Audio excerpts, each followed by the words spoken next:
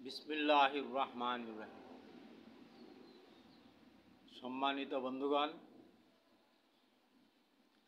আমি আপনাদের সম্মুখে যে চিত্রটি লেখা আকারে কম্পিউটারের পর্দাতে ধারণ করে প্রদর্শন করেছি তা হচ্ছে একটি আমার জাতিকে অর্থাৎ 18 কোটি মানুষকে সম্মুখে রেখে সম্বোধন করে একটি আহ্বান। সে আহ্বানটি বর্তমানে যে রাষ্ট্র ব্যবস্থাতে আমরা যেই চলমান অবস্থাতে আমরা যে সংকটের মধ্যে দিনাধিপাত করছি, এই সংকটকে সম্মুখে রেখেই বক্তব্যটা আসছে। কিন্তু এই বিষয়টি আমার বহু বৎসরের গবেষণার ফসল। আমি এই বিষয়টি লিখেছি বই আকারে, যে বইটি আমি আপনাদেরকে অন্যান্য বক্তব্যে প্রদর্শন করেছি। সে বইটি হলো পরিবর্তন, অর্থাৎ মূল বইটি হলো পরিবর্তন গবেষণা পারিবারিক সমাজ ব্যবস্থা। এটা একটা গবেষণা গ্রন্থ যা আমি 2004 সনে লিখেছি। বন্ধুগণ, এর মধ্যে মূল বক্তব্য হচ্ছে একটি সামাজিক নিরাপত্তা, ন্যায় বিচার এবং শান্তির পরিবেশ তৈরি করার জন্য একটি সমাজ ব্যবস্থাপনা, আর সেই ব্যবস্থাপনার নাম দিয়েছি পারিবারিক ব্যবস্থা। আর এই নামটি আমি পছন্দ করেছি আমার মতো করে তা কিন্তু নয়, কারণ এই নামটির পিছনে আমি আমার যে গবেষণা, আমার যে শ্রম, সে শ্রমের ফলশ্রুতিতে এবং আল্লাহ তাআলার কাছে বহু কান্নাকাটি অর্থাৎ দোয়া চাওয়ার মাধ্যমে আমি যেই জ্ঞান আল্লাহ থেকে লাভ করেছি, সেই জ্ঞানের প্রেক্ষিতে আমার এই গ্রন্থ রচনা।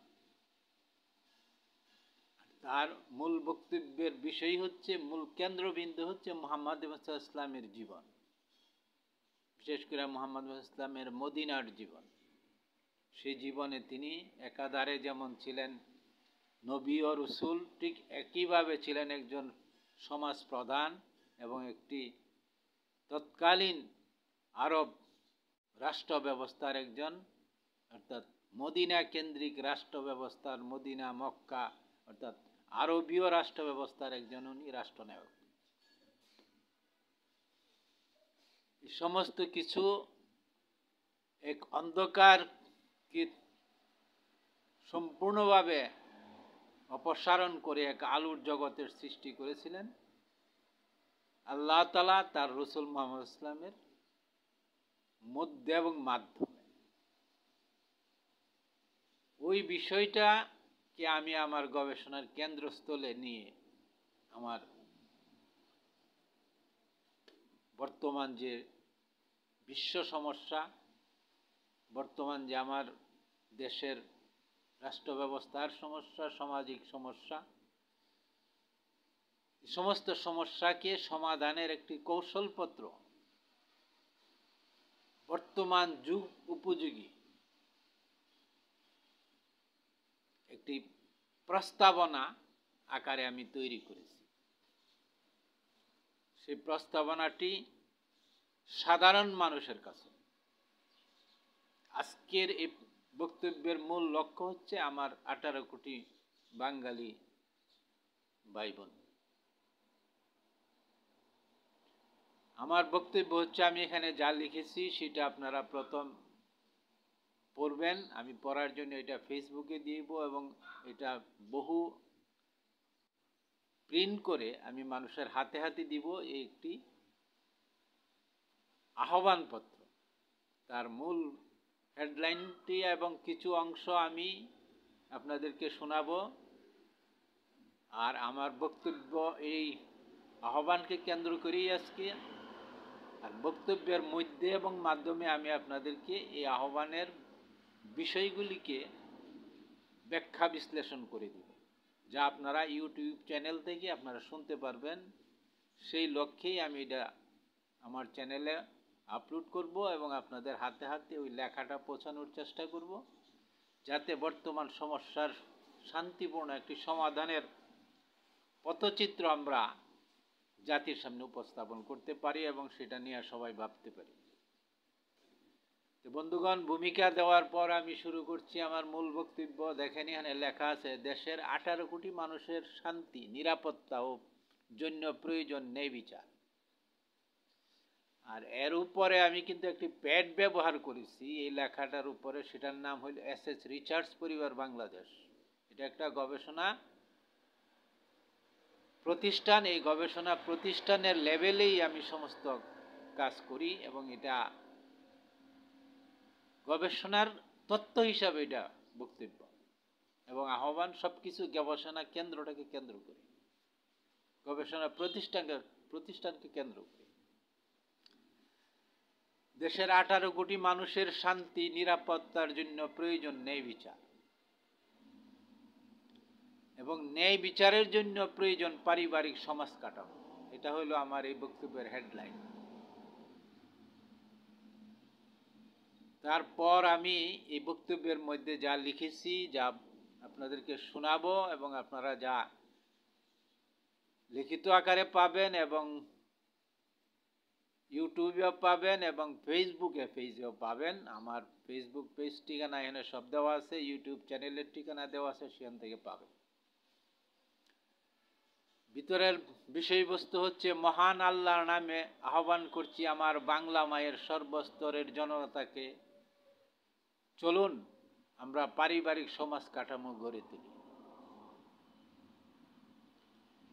আহ্বান করার সাথে সাথেই সর্বস্তরের মানুষের হৃদয়ে একটি প্রশ্ন আসবে এবং তারা প্রশ্ন করবেন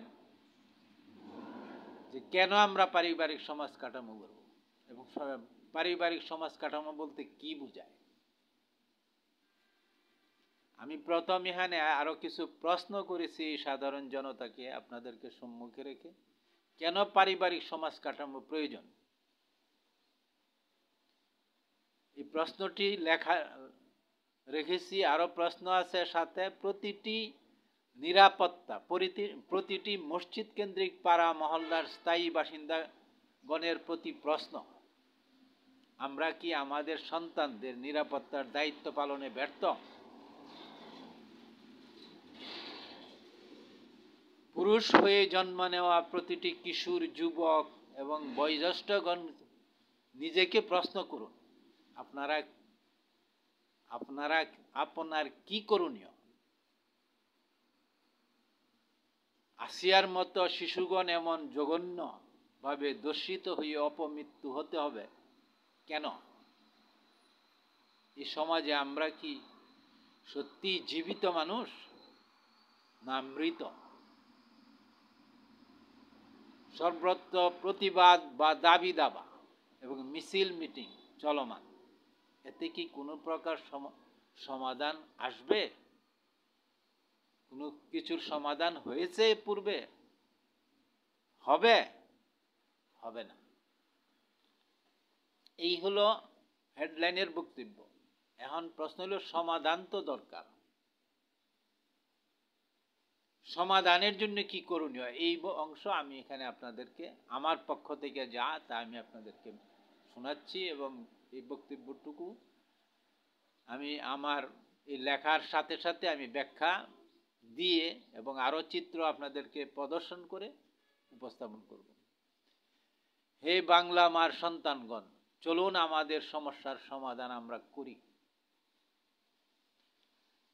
দেশের প্রতিটি মসজিদ কেন্দ্রিক পাড়া মহল্লার জনতা মসজিদে একত্রিত হয়ে আল্লাহর নামে শপথ নিয়ে নির্বাচনের মাধ্যমে পাড়া মহল্লা পারিবারিক পরিষদ গঠন করি।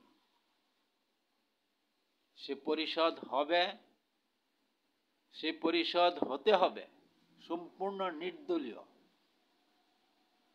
কিন্তু ৭১-এর চেতনা, মুক্তিযুদ্ধ ও স্বাধীনতার পতাকাবাহী, সকল প্রকার দলীয় সংঘাত থেকে মুক্ত থাকার জন্য নির্বাচিত পরিষদে অর্থাৎ পাড়া মহল্লাতে আমি যে নির্বাচনের মাধ্যমে সমাজ কাঠামো গড়ার কথা বলছি, পারিবারিক সমাজ কাঠামো, সেই সমাজ কাঠামোতে নির্বাচিত পরিষদে, অর্থাৎ একটা নির্বাচিত পরিষদ তৈরি করতে বলছি, যে আমি আরও দেখাবো, ব্যাখ্যা করব। এতে কোনো দলীয় পরিচয়ের ব্যক্তিকে দায়িত্ব দেওয়া যাবে না, কিন্তু কারো সাথে বৈরী আচরণও করা যাবে না। সকল দলীয় ব্যক্তির প্রতি সম্মান রেখেই বলতে হবে, সমাজে বিভেদ সৃষ্টির প্রধান কারণ দলীয় বিভক্তি। এর ফলশ্রুতিতেই আমরা অনিরাপদ, আসিয়ার মতো নিষ্পাপ শিশুরা ঘৃণ্য নির্যাতন এবং অপমৃত্যুর শিকার। এই অবস্থার পরিবর্তনের জন্য 3টি বৎসর দলীয় কার্যক্রম স্থগিত রেখে আমাদের কাজে সহযোগিতা করুন। অর্থাৎ আপনার যারা দল করেন, যারা দলীয় ব্যানারের পরিচিত লোক, তাদেরকে আমরা আহ্বান করেছি যে আপনি আপনার কাজটা 3 বছরের জন্য স্থগিত রাখেন, রেখে নির্দলীয় নির্বাচিত একটি সমাজ কাঠামো গড়ে তুলি আমরা, এতে আপনারা সহযোগিতা করুন। নির্দলীয় হওয়ার কারণে আমরা আপনাদেরকে, অর্থাৎ দলীয় ব্যক্তিদেরকে সরাসরি নিতে পারবো না আমাদের কাজে, কিন্তু আপনারা আমাদেরকে সহযোগিতা করতে পারবেন। আর সহযোগিতা করা উচিত, কারণ আপনারাও চাচ্ছেন, সকল দলীয় সকল মানুষই চাচ্ছে যে আসিয়ার মতো নির্যাতিত হয়ে কেউ মৃত্যুবরণ করতে রাজি না। আর এই দেশে এই অবস্থা চলতে দিতে তারা কেউ প্রস্তুত না। প্রত্যেকেই আমরা চাই আমাদের সন্তানদের নিরাপত্তা, আমাদের সামাজিক নিরাপত্তা, আমাদের রাষ্ট্র স্বাধীনতা এবং সার্বভৌমত্বের নিরাপত্তা। এই লক্ষ্যে কাজ করার জন্য, বর্তমান সংকটকে সমাধান করার জন্য আমি এই আহ্বান করেছি। এর আহ্বানের মূল বক্তব্য হচ্ছে এখানে একটা নির্বাচিত সমাজ কাঠামো গড়ে তোলা নির্বাচনের মাধ্যমে।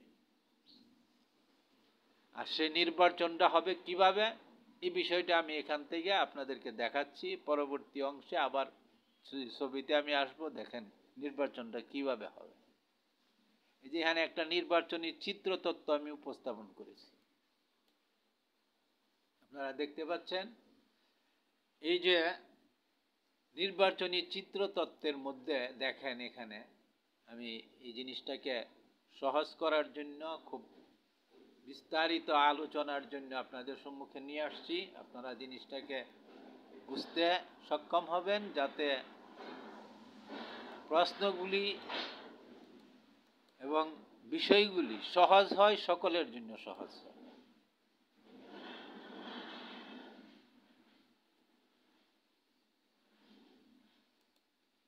দেখেন এখানে লিখিত আছে,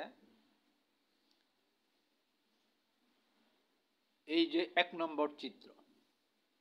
1 নম্বর চিত্রে দেখেন আমি যে অংশটুকু লিখেছি, সেখানে একটি মসজিদের ছবি দেওয়া আছে। আমি আরো সহজ করে বোঝানোর জন্য এই স্টিকটি ব্যবহার করি। এই যে দেখেন একটি মসজিদের ছবি দেওয়া আছে, 1 নম্বর চিত্রে মসজিদের ছবি। এই মসজিদটাকে দিয়ে আমি যে বিষয়টা বোঝাতে চাচ্ছি, যে বক্তব্যটা আমি লিখেছি সেখানে, তা হলো যে সমাজ, আমাদের সমাজ হলো সম্পূর্ণ সমাজটাই, বাংলাদেশের সমস্ত সমাজটাই 90% অংশ মুসলমান। আর 90% জনতা যেহেতু মুসলমান, কাজেই 90%-এর জীবন মান, চলা চলতি, জীবন ধারণ সমস্ত কিছু মসজিদ কেন্দ্রিক সমাজের মধ্যে বিদ্যমান। এটা আমাদের দেশের বাস্তবতা। এটা আমরা কেউ পরিশ্রম করে তৈরি করি নাই, এটা আমাদের আল্লাহ তাআলার দান। কারণ আমরা যেহেতু মুহাম্মদ মুস্তাফা ইসলামের অনুসারী এবং এক আল্লাহর একত্বে বিশ্বাস করি, ইসলামকে ধর্ম হিসাবে গ্রহণ করেছি, তাই ইসলামিক সমাজ ব্যবস্থা বলতেই মসজিদ কেন্দ্রিক সমাজ ব্যবস্থা। আর এটা আমাদের দেশে আদিকাল থেকে চলমান বাস্তবতা। এর জন্য কোনো ব্যক্তির কোনো পরিশ্রম, আহ্বান এবং কোনো চেষ্টা তদবিরের প্রয়োজন হয় নাই। আল্লাহ তাআলা স্বয়ংক্রিয়ভাবে এই ব্যবস্থাটা আমাদেরকে সৃষ্টি করে দিয়ে রাখছেন। আমি এই আল্লাহ তাআলার স্বয়ংক্রিয় নিজের পক্ষ থেকে যা আমাদেরকে দান করছেন, সেই দানটাকে কাজে লাগাইতে চাচ্ছি সমাজ ব্যবস্থাতে। কিভাবে কাজে লাগাইতে চাচ্ছি এই বিষয়টা আপনারা খুব মনোযোগ সহকারে শুনতে হবে। দেখেন, এখানে আমি মসজিদের ভিতরে কতগুলি এই যে লেখাগুলি আপনারা একটু নজর দিলেই, একটু সূক্ষ্মভাবে দেখতে চাইলেই বুঝতে পারবেন। স্টার মার্ক দেওয়া অনেকগুলি চিহ্ন, এগুলি হলো সাধারণ জনতার, এলাকার মুসল্লি বা ভোটার সদস্য। আর এর উপর দিয়ে তিনজনের একটা চিত্র আমি তৈরি করে রাখেছি। সেখানে হলো এই তিনজন হলো এদের মধ্যে থেকেই বা নির্বাচন কমিশনের পক্ষ থেকে যেভাবেই আসুক একটা নির্বাচনী প্রতিনিধি বা মিশন, নির্বাচনী মিশন। আমি ওইখানে আমার এই বক্তব্যে আমি নির্বাচনী মিশন লিখেছি। এখানে আমি এই যে লিখেছি নির্বাচনী মিশন, একজন প্রধান এবং দুইজন সাহায্যকারী হিসাবে নির্বাচনী একটা মিশন তৈরি করে নিতে হবে নির্বাচনের জন্য। কারণ পাড়া মহল্লাতে আপনার নির্বাচনটা যখন করতে যাবেন, এই যে নির্বাচন যখন করতে যাবেন, নির্বাচন পরিচালনার দরকার হবে। পরিচালনা করতে গেলে পরিচালনার একটা ব্যবস্থাপনা লাগবে। যেহেতু এখন দেশে এই বিষয়টার সুনির্দিষ্ট কোনো ব্যবস্থাপনা নাই, তাই আমি বর্তমান সমস্যার সমাধানের জন্য প্রস্তাব আকারে না, শুধু মানে আমার ব্যবস্থাপনার চিত্রের মধ্যে এই বিষয়টাকে আমার আহ্বানের মধ্যে রেখেছি যে প্রথম মানুষগুলি মসজিদে একত্রিত হবেন। এই কথাগুলি আমি এখানে সংক্ষেপে তুলে ধরেছি। মসজিদে একত্রিত হওয়ার পর এই একজনকে প্রদান করে দুইজনের একটা নির্বাচনী মিশন তৈরি করবেন। আর এই মিশনটির কাজ হবে শুধু নির্বাচন পরিচালনা করা। নির্বাচন পরিচালনার পর আর তাদের কোনো দায়িত্ব থাকবে না। এই তিনজনের এই নির্বাচনী মিশনে সমস্ত মসজিদের মুসল্লি বা ওই এলাকার অর্থাৎ ওই পাড়ার সমস্ত ভোটারগণ মসজিদে একত্রিত হবে বা মসজিদ প্রাঙ্গণে একত্রিত হবে। হওয়ার পর সেখানে প্রকাশ্যে একটি নির্বাচন অনুষ্ঠিত হবে। সকল ভোটার যারা আছেন সেই ভোটারগণ সেখানে উপস্থিত হয়ে তাদের মধ্য থেকে প্রকাশ্যে নাম প্রস্তাব করবেন। কাদের নাম প্রস্তাব করবেন? এই যে এখানে লেখা আছে, মানে পাড়া মহল্লা পরিবার প্রধান। একটা পরিবার আমরা গড়ব, সে পরিবারের আমরা তো প্রত্যেকেই একটা পরিবারের সদস্য। কেউ পরিবারের পরিচালক বা মালিক, পিতা।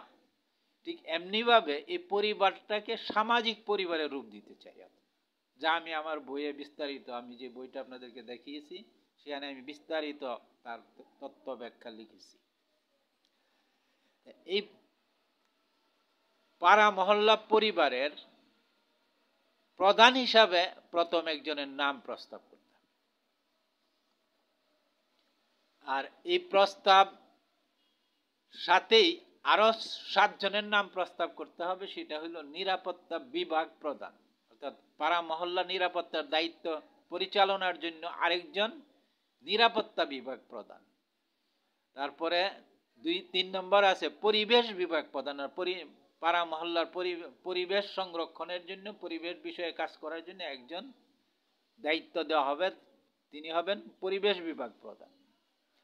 তারপরে লেখা আছে খাদ্য বিভাগ প্রধান, বস্ত্র বিভাগ প্রধান, তারপরে আপনার বাসস্থান বিভাগ প্রধান, শিক্ষা বিভাগ প্রধান এবং স্বাস্থ্য সেবা বিভাগ প্রধান।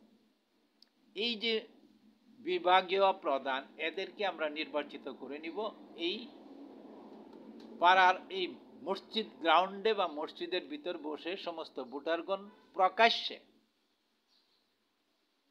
প্রকাশ্যে অর্থাৎ যে নির্বাচন মিশন আমরা প্রথম তৈরি করে নিব, সে নির্বাচন মিশনের সামনে প্রকাশ্যে নাম প্রস্তাব করবে।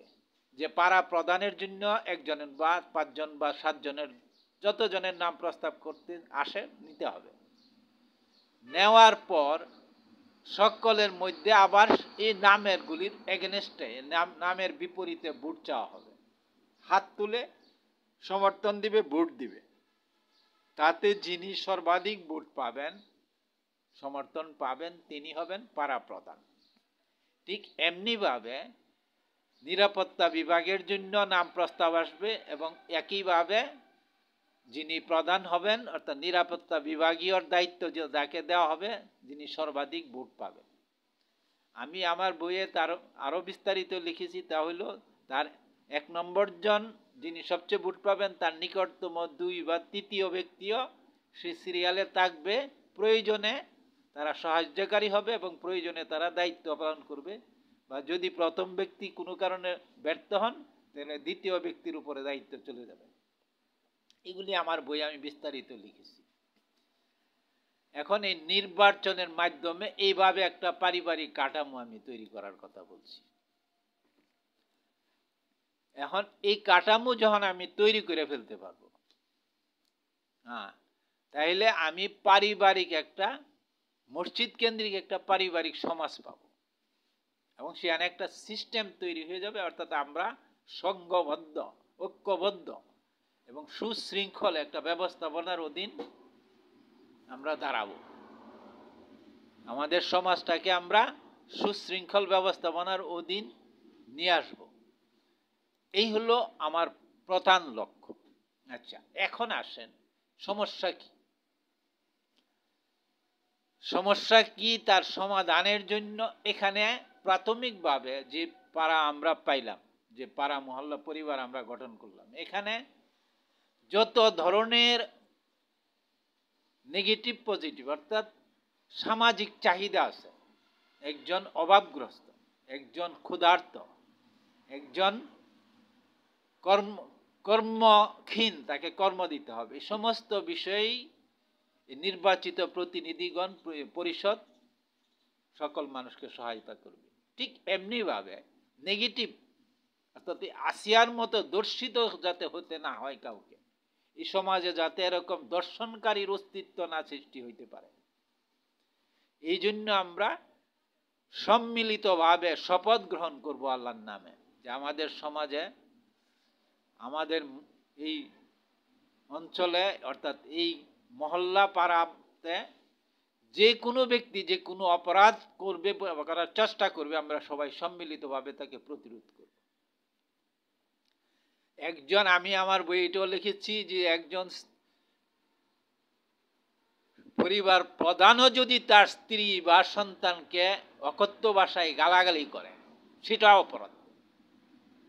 শাসন করার অধিকার থাকবে, কিন্তু সেটা সামাজিক শান্তি এবং সামাজিক সৌন্দর্যমণ্ডিত পারিবারিক পরিবেশের মধ্যে আপনি মালিক হয়ে বা আপনি পরিবারের পিতা আপনার স্ত্রীকে আপনি নোংরা ভাষায় গালাগালি করবেন, তাকে মারধর করবেন, এটা পর্যন্ত এই সমাজে গ্রহণ করা হবে না। কিন্তু যদি সমস্যা হয় তার সমাধান কি হবে আমি আমার বই লিখেছি, সমাধান কিভাবে করবে। ঠিক এমনিভাবে চোর ডাকাত, এই দর্শনকারী, অপরাধী, ঘুষখোর, যত যা ধরনের অপরাধ আমাদের সমাজে আছে, এই সমাজের এই সমস্ত সামাজিক ওই মানুষগুলি কোনো না কোনো পরিবারের সদস্য এবং কোনো না কোনো এলাকার মসজিদ বা একটা পাড়া মহল্লার সদস্য। সে সেখানে স্থায়ীভাবে বাস করে, তার জন্মস্থানীটা, তার ঠিক আদি ঠিকানা এটা। কাজেই তাকে তার পরিবার অর্থাৎ সে একা একজন মানুষ পৃথিবীতে আসে নাই, তার পিতা মাতা আছে, তার ভাই ব্রাদার আছে, তার আত্মীয় স্বজন আছে। আমরা সেই ব্যবস্থা করতে চাই যে তারকে সেই অবস্থানকে, সেই পরিবেশকে, সেই সমাজকে, সেই পাড়া মহল্লাকে এমন একটা পরিবেশ দিব যে সে কখনো কোনো অবস্থাতেই সে অন্যায়ের দিকে যাইতে মানে পরিবেশই পাবে না। উৎসাহ বোধ করবে দুধের কথা, পরিবেশ পাবে না। আর যখন পরিবেশ পাবে না, এমনিতেই আমার 90% সমস্যার সমাধান হয়ে যাবে।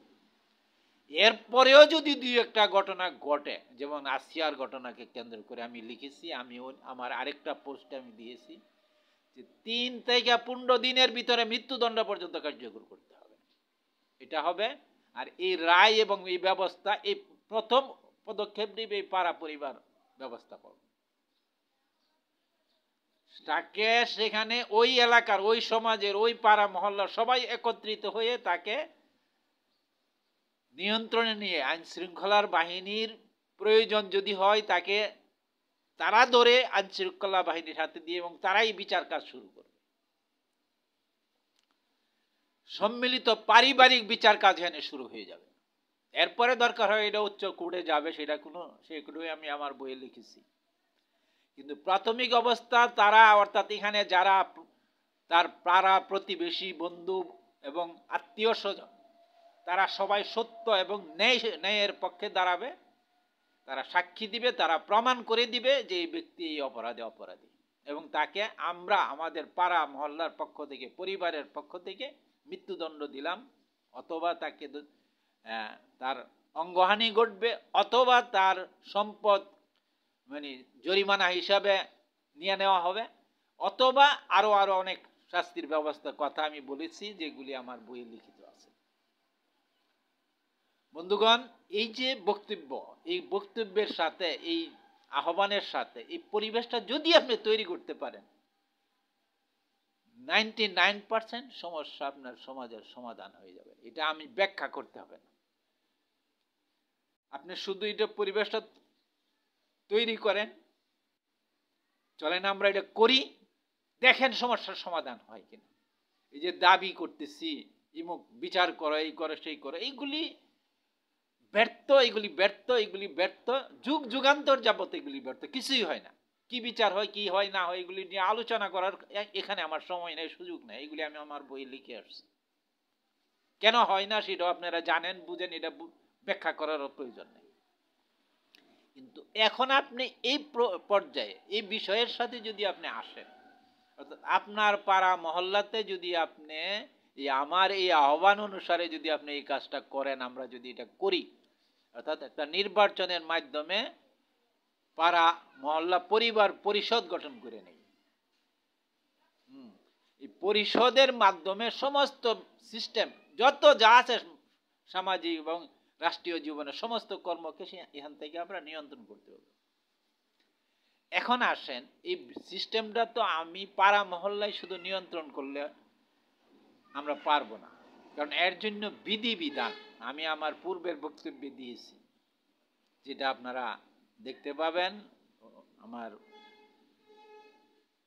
ফেসবুক পেজে দেওয়া আছে এবং ইউটিউব চ্যানেলে আমি এর বিষয়ের উপরে আরো বক্তব্য দিয়েছি, যেটা আপনারা শুনতে পাবেন।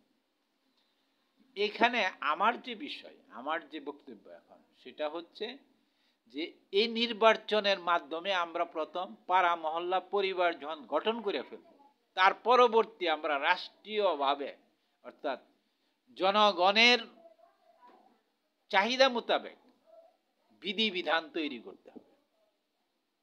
যে বিধিবিধানের কথা বক্তব্য আমি আমার পূর্বের বক্তব্যটাই দিয়েছি, সে বিধিবিধানগুলি আমার বইয়ের মধ্যে আমি বিধিবিধান লিখে দিয়েছি। এখন এই বিধিবিধান করার জন্য আপনার প্রক্রিয়াটা কি, আসেন আমরা সেদিকে যাই। আমি এখান থেকে এই পাড়া পরিবারের এই সদস্যদেরকে নিয়ে, ভোটারদেরকে নিয়ে পাড়া পরিবার গঠন করে ফেললাম। পরিবারের যিনি প্রধান হবেন তিনি, এবং তার সাথে আমি আরো একজন সদস্যকে ভোটার সদস্য হিসাবে নির্বাচিত করে নেওয়ার জন্য আমি আমার বইয়ে লিখেছি। এটা এখানে আমি আমার বক্তব্যের মধ্যে আনি নাই, কারণ এটা এই মুহূর্তে প্রয়োজন, এটা আরো বৃহত্তর পরিসরে যাওয়ার পরে প্রয়োজন হবে। কিন্তু এখানে এই পাড়া পরিবার প্রধান, এরকম ভাবে প্রত্যেকটা মসজিদ, এই যে এখানে আমি দেখিয়েছি, এই যে একটা মসজিদ কেন্দ্রিক একটা পাড়া প্রধান, পাড়া পরিবার, এরকম ভাবে এই যে মসজিদ কেন্দ্রিক পাড়া পরিবারগুলি এখানে একত্রিত হবে কোথায়? স্থানীয় পরিবার বা পরিষদ, অর্থাৎ বর্তমানে যে উপজেলা আছে বা থানা আছে, ওই এলাকায় এই মসজিদের প্রতিনিধিগণ, মসজিদের প্রধান ব্যবস্থাপনা অর্থাৎ পারিবারিক পরিষদের প্রধানগণ একত্রিত হবেন এই থানা এলাকায়। সমস্ত 100, 200, 500 যতটি মসজিদ আছে, যতটি মহল্লা আছে, যতটি পাড়া আছে, সকলে থেকে নির্বাচনের মাধ্যমে সেখানে তারা পৌঁছে যাবে। এই সমস্ত লোকগুলি এই থানা এলাকায় একত্রিত হয়ে সেখানেও একটি মসজিদ, বৃহত্তর মসজিদ অঙ্গনে, মসজিদ প্রাঙ্গণে আমি একত্রিত হইতে বলেছি। কারণ আমরা আল্লাহকে এবং আল্লাহ রসুলকে অনুসরণ করব। আল্লাহ রসুলের জীবন ছিলেন মসজিদ কেন্দ্রিক। তিনি যাই করতেন, যে দিক থেকে আসতেন, তিনি মসজিদে চলে যাইতেন। সে মসজিদে বসে তার সাহাবাদেরকে নিয়ে সমস্ত সিদ্ধান্ত নিতেন, মতামত নিতেন, কথা বলতেন। তার সমাজকে তিনি পরিচালনা করতেন, তার রাষ্ট্রকে তিনি পরিচালনা করতেন। কাজে ওই অনুসরণে, ওই অনুকরণে আল্লাহ একজন, তাকে আপনার তার সাহায্য পাইতে হবে এবং তার শিক্ষা মোতাবেক আপনাকে কাজ করতে হবে। আপনি আপনার মতো করে চিন্তা করলে এই যে ক্লাবঘর বা মাঠে আপনি একত্রিত হবেন, সেখানে ক্লাবঘর বা মাঠ হলেই আপনি আল্লাহ থেকে অনেক দূরে থাকবেন, আল্লাহ রসুল থেকে দূরে থাকবেন। কাজেই এই আল্লাহ এবং আল্লাহ রসুল থেকে দূরে থাকলে আপনি আপনার জীবনে সফল হইতে পারবেন না। কারণ আমি আমার পূর্ব বক্তব্যে বলেছি, আমি আমার বহু ভিডিওতে বলেছি যে আল্লাহ একজন, তিনি সর্বশক্তি এবং তার প্রোগ্রাম আছে, তার পরিকল্পনার বাহিরে আপনি কিচ্ছু করতে পারবেন না। আর এই সমস্ত যা ঘটে, সমস্ত কিছুর পিছনে আল্লাহ তাআলার একক সিদ্ধান্ত এবং পরিকল্পনা কাজ করতেছে। বন্ধুগণ, এই বিষয়ে যখন আমরা এই থানা এলাকাতে যাব, সেখানে আমাদের এই পাড়া পরিবার, মসজিদ কেন্দ্রিক পরিবারের সমস্ত প্রধানগণ একত্রিত হয়ে সেখানে আরেকটি স্থানীয় পরিষদ নির্বাচন করবে, প্রকাশ্যে একইভাবে, একই নিয়মে। তাদের মধ্যে থেকে প্রথম একটি নির্বাচন মিশন তৈরি করবেন। এই মিশনের 3 জনের পরিচালনায় সেখানে একটা নির্বাচন হবে। সেই নির্বাচনের মাধ্যমে তাদের মধ্যে থেকে হইতে হবে ওইখানকার স্থানীয় প্রতিনিধি, অর্থাৎ স্থানীয় পরিবারের প্রতিনিধি। বিষয়টা এরকম, স্থানীয় পরিবারের প্রতিনিধি ওই সমাজের, আমাদের ওই এলাকার যে কোনো নির্দলীয়, গ্রহণযোগ্য, সম্মানিত, শিক্ষিত, আদর্শবান, এরকম ভালো যে কোনো লোককে আপনারা মানে নির্বাচনের যারা নাকি ভোটার হয়ে যাবেন, তারা তাদের নাম প্রস্তাব করতে পারবেন এবং নির্বাচনের মাধ্যমে তাদেরকে দায়িত্ব দিতে পারবেন। একইভাবে ওই দপ্তরগুলি থাকবে, মানে স্থানীয় পরিবার প্রধান, নিরাপত্তা প্রধান, পরিবেশ, এরকম যে 7-8টি বিষয় যে আমি লিখেছি, এই সমস্ত দায়িত্ব সেখানে থাকবে। তারা থানা বা স্থানীয় পরিবারের একটি পরিমণ্ডল, পরিষদ তৈরি হয়ে যাবে। বন্ধুগণ, এই পরিষদের কাজ কি হবে? অর্থাৎ আপনি প্রথম তো আমি সমস্যার সমাধানের জন্য স্থানীয় অর্থাৎ পাড়া মহল্লা পরিবার তৈরি করলাম এবং এর থেকে আমি আমার রাষ্ট্রীয় কাঠামো, বিধিবিধান তো আমি পাড়া মহল্লায় বইলা তৈরি করলে আমার চলবে না। তাহলে তো প্রত্যেকটা পাড়া মহল্লা আলাদা আলাদা বিধিবিধান তৈরি করবে। আইন কানুন, বিধিবিধান, সংবিধান তৈরি হবে রাষ্ট্র কাঠামোর মধ্যে। আপনাকে রাষ্ট্র কাঠামোর মধ্যে অর্থাৎ জাতীয় সংসদ বা জাতীয় পরিষদ গঠন করতে হবে। সেখান থেকে আপনার বিধিবিধান, আইন কানুন তৈরি করতে হবে। আপনি সেখানে পৌঁছাবেন কিভাবে? সেখানে পৌঁছানোর জন্য আমি এই যে স্থানীয় পরিবার যেরকম নির্বাচন করব, ঠিক সাথে সাথে ওই স্থানীয় পরিবারের পরিষদে বসেই ওই নির্বাচনের সময় একজন জাতীয় সংসদ সদস্য সেখান থেকে নির্বাচন করব। এই ভোটারদের মধ্যে থেকে অথবা তার বাহিরে যে কোনো ব্যক্তি নির্দলীয় হইতে হবে প্রথম 3 বছরের জন্য। পরবর্তীতে সেটা আর থাকবে না, এই শর্ত থাকবে না। কিন্তু প্রথম 3 বছরের জন্য নির্দলীয় ব্যক্তিগণকে আমরা এখানে নিয়ে আসব। অর্থাৎ যেভাবে আমি স্থানীয় পরিবার তৈরি করলাম নির্বাচনের মাধ্যমে, একই সময় একইভাবে একই নির্বাচনের মধ্যে আমি একটা জাতীয় সংসদ সদস্য নির্বাচন করে নিব। এই জাতীয় সংসদ সদস্য এখান থেকে নির্বাচিত হয়ে যে এখানে চলে আসবে। এই যে দেখেন এখানে যে গোল রেখা চিহ্ন, এই রেখা চিহ্নের ভিতরে এই সংসদীয় সদস্যদের চেয়ার দেখানো আছে। এর ভিতরে সেই থানা যা আছে বা উপজেলা যা আছে সব যদি আমরা হিসাব করি, তো এখন 500-600 যাই হোক, যতজন সদস্য আসবেন তাদেরকে নিয়ে আপনি এখানে জাতীয় সংসদে বসবেন। এই জাতীয় সংসদে বসে এখান থেকে আপনার এই যে আপনার পাড়া মহল্লা বা এই যে রাষ্ট্র পরিচালনা আরো তো বহু বহু বিষয় থাকবে। সমস্ত বিষয়ের আগে নীতি কানুন নীতিমালা তৈরি করে নিতে হবে।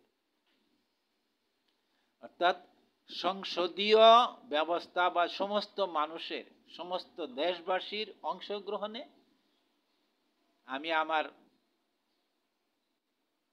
বক্তব্যে লিখেছি যে 70% সমর্থন নিয়ে বিধিবিধান তৈরি করতে হবে। এর আগে আমি সেই বক্তব্যটা দিয়েছি, ইউটিউবেও দিয়েছি, আমি আমার ফেসবুক পেজেও দিয়েছি। আর এগুলি আমার বইয়ের মধ্যে সবিস্তারে লিখিত আছে, যে বইটি আমি আপনাদেরকে প্রদর্শন করেছি।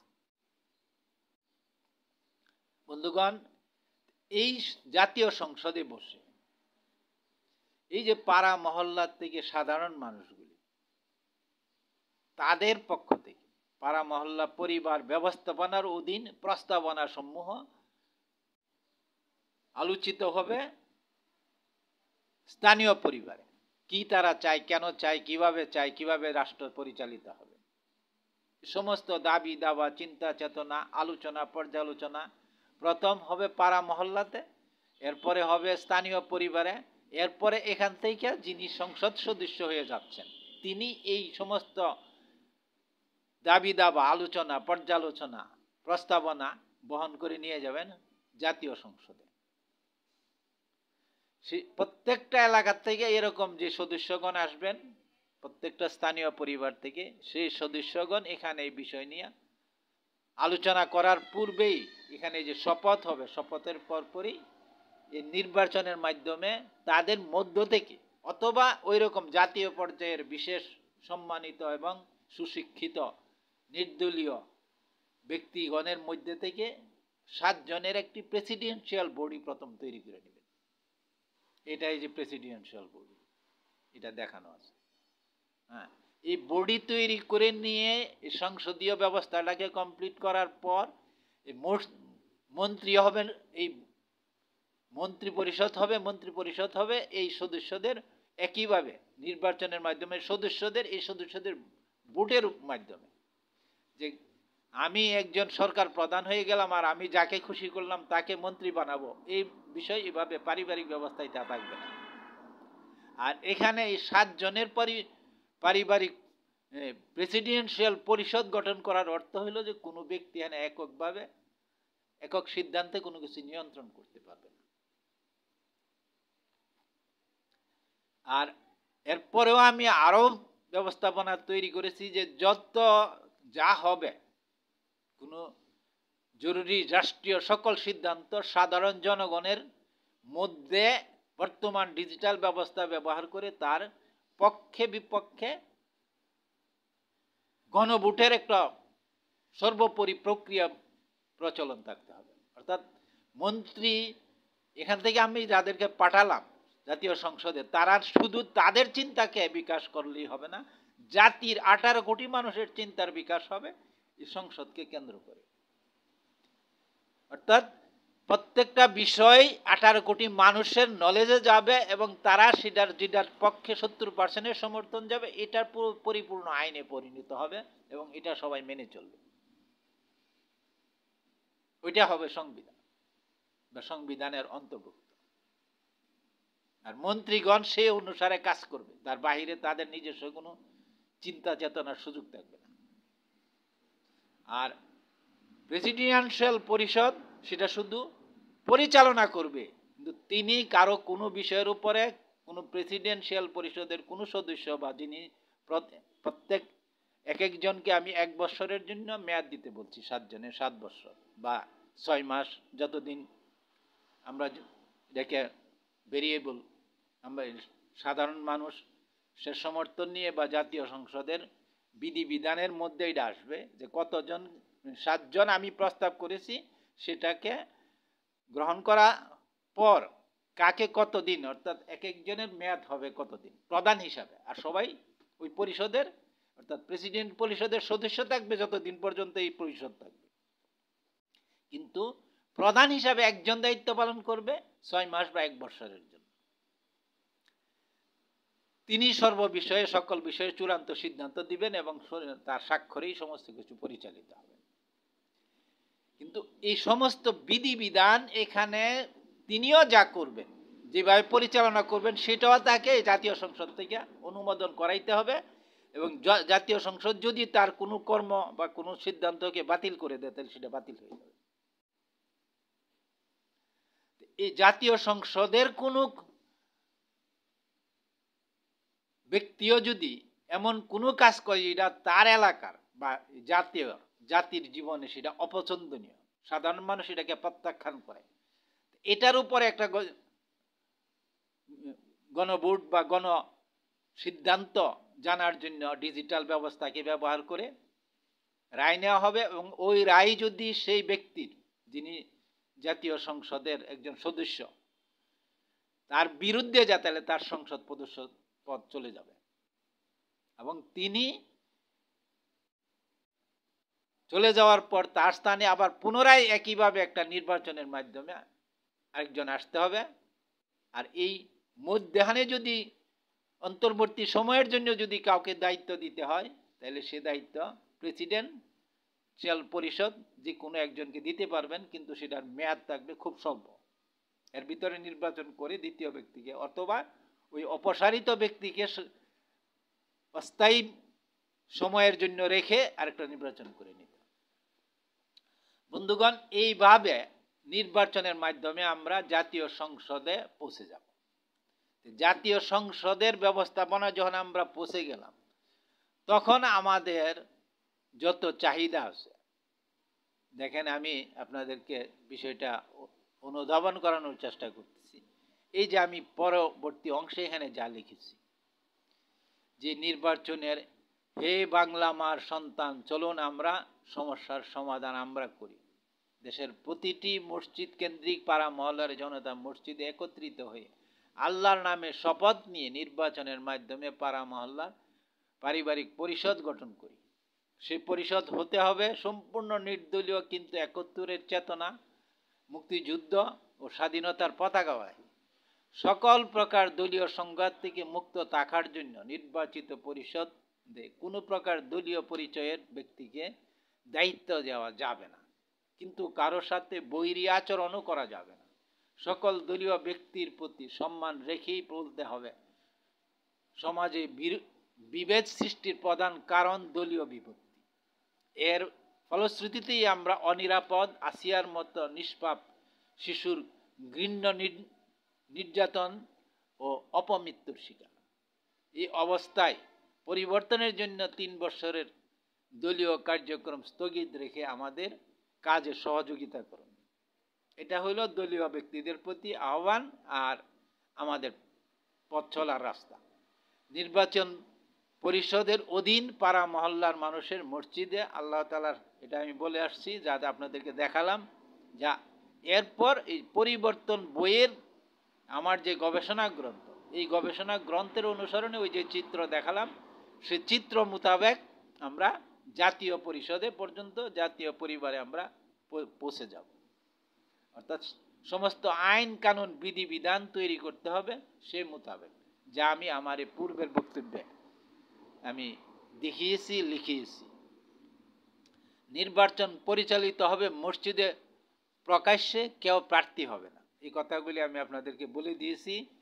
সাধারণ ভোটারগণ তাদের মধ্য থেকে নাম প্রস্তাব করবে এবং হাত তুলে ভোট প্রদান করবে।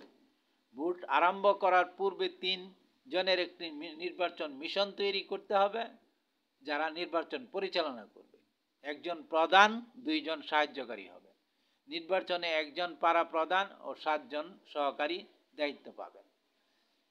আইন নীতি কানুন তৈরি করব নির্বাচিত নির্দলীয় পারিবারিক সংসদ ও সাধারণ জনতার 70% সংখ্যাগরিষ্ঠের সমর্থনের ভিত্তিতে। এটা হলো এখানে মূল কথা।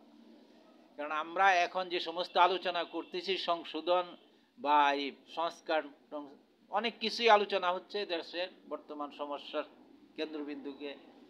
সমস্যাকে কেন্দ্রে রেখে এই একটা অচল অবস্থার মধ্যে আমাদের দেশ এবং একটা অন্ধকারের মধ্যে আটকা পড়ে গেছি আমরা। এখান থেকে বের হওয়ার জন্য প্রথম দরকার আমরা কি করব না করব এই সমস্ত বিষয়ের যে সংস্কার তো এগুলি কিছু আমরা করতে পারবো না, কিছু সংখ্যক ব্যক্তি কিছু করলেও সেটা কোনো কার্যকারিতা পাবে না। কারণ সাধারণ মানুষের অংশগ্রহণ ছাড়া এবং সাধারণ মানুষের মধ্যে 70% বা জাতীয় সংসদের 70% সংসদের সদস্য ছাড়া কোনো বিষয় গ্রহণযোগ্য হবে না। আর যদি কেউ এটা করতে যায় সে এটা টিকাতে পারবে না এবং দীর্ঘমেয়াদে তার কোনো মূল্য থাকবে না। এগুলি সব অবান্তর হয়ে যাবে, অবাঞ্ছিত হয়ে যাবে। যদি এটাকে কার্যকরী এবং স্থায়ী ব্যবস্থাতে আমরা যেতে চাই তাহলে জাতীয় সংসদ পর্যন্ত পৌঁছতে হবে নির্বাচনের মাধ্যমে এবং এই নির্বাচিত প্রতিনিধিদের দ্বারা এবং সাধারণ মানুষের সমর্থন নিয়ে প্রথম আইন কানুন নীতিমালা তৈরি করতে হবে। পরিবর্তন ওখানে করে আসার পর এই যে 180 দিন 90 দিন এই সমস্ত কোনো কথা চলবে না। পাড়া মহল্লার পরিবারের সদস্যগণ মিলে এবং সেখানকার পরিষদের দায়িত্ব হবে সাথে সাথে মিনিটের যা ঘটলো সে মিনিট থেকে ঘটনার নিয়ন্ত্রণ এবং বিচারের কাজ শুরু হয়ে যাবে। তা কয়েক ঘন্টা, কয়েক দিন বা 3 থেকে 15 দিনের ভিতরে যদি মৃত্যুদণ্ডের শাস্তি পর্যন্ত দিতে হয় তাও দিয়ে ফেলতে হবে। এটা আমি আমার বক্তব্যে আগেই বলে আসছি। এরকম কঠোর এবং বুনিয়ানুম মার্সুসের সীসাগলিত প্রাচীরের মতো একটা সমাজ চাই, যে সমাজে আমার কোনো সন্তান, আমার কোনো শিশু, আমার কোনো নারী, আমার কোনো বয়োবৃদ্ধ কোনোভাবেই নির্যাতিত হবে না, নিগৃহীত হবে না, হতে পারবে না। তা প্রতিরোধ করার জন্য আমরা সকলে আমাদের সর্বশক্তি নিয়ে মাঠে থাকব। প্রত্যেকটা পাড়া মহল্লায় ঐক্যবদ্ধভাবে তা প্রতিরোধ করব এবং ততক্ষণ আমরা এটা পরিচালনা করব যতক্ষণ এই ধরনের কোনো ঘটনার সম্ভাবনা থাকবে। আর যখন আমরা এই পরিশুদ্ধতার এক শান্তির সমৃদ্ধিময় ন্যায় বিচারের মাধ্যমে নিরাপদ এবং শান্তির মধ্যে পৌঁছে যাব, তখন দেখা যাবে যে এই বিষয়গুলি আর অস্তিত্বই খুঁজে পাওয়া যাবে না। সবাই মানে জান্নাতি এক জীবন, এক সমাজ, এক পরিবেশের মধ্যে আমরা প্রবেশ করব। আর এটা এই যে আমি শেষ লাইনে যা লিখেছি যে মহান স্রষ্টার সৃষ্টিপূর্ব মহাপরিকল্পনা, মহান স্রষ্টা একটা মহাপরিকল্পনা করে শুরু করছেন কাজ, এই সৃষ্টি। সেই পরিকল্পনা মোতাবেক এই অন্ধকার আসছে। এটা মুহাম্মদ মুসা ইসলামের পক্ষ থেকে ভবিষ্যৎবাণী করা যে এই সময়ে 1400 হিজরির এই সময়ে পরে আইসা এই ধরনের অন্ধকার তৈরি হবে এবং অন্ধকারকে আলোতের দিকে নিয়ে যাওয়ার জন্য আল্লাহ তাআলার নিজস্ব প্রোগ্রাম আছে। সেই প্রোগ্রাম অনুসারেই আমি আমার পক্ষ থেকে এই কথা বলতে চাচ্ছি। আমি নিশ্চিতভাবেই বলতেছি যে আল্লাহ তাআলা চাচ্ছেন এখন বাংলাদেশ থেকে, আমাদের মধ্যে থেকে, আমাদের সমাজ থেকে তার এই শান্তি এবং নিরাপদ বিশ্ব, নিরাপদ মানব সভ্যতা সৃষ্টির প্রক্রিয়া, কর্মকাণ্ড, কর্ম পরিকল্পনা এখান থেকে তিনি অনুসূচনা করছেন। অর্থাৎ এই অন্ধকার দূর করার জন্য এখন আমাদেরকে এই সমাজ ব্যবস্থা, পারিবারিক সমাজ কাঠামোতে প্রবেশ করতে হবে এবং এর মাধ্যমে সমস্ত অন্ধকার দূর হয়ে আমরা আল্লাহ তাআলার মহাপ্রোগ্রাম অনুসারে পৃথিবীর বাহিরে অন্যান্য গ্রহে, নতুন নতুন গ্রহে আমরা আমাদের মানব বসতি স্থাপনের জন্য আল্লাহ তাআলার ইচ্ছা মোতাবেক সেখানে আমরা পৌঁছে যাব মুহাম্মদ মুসা ইসলামের অনুসরণে। এটা আল্লাহ তাআলা আমাকে এই জ্ঞান দিয়ে রাখছে এবং এই যাত্রা, এই পথ চলা আমাদের জন্য অনেক লম্বা। 13 কোটি 30 লক্ষ 30 লক্ষ বছরের রাস্তা সম্মুখে আমাদের জন্য অপেক্ষা করছে, সেটা জান্নাতি জীবন হবে।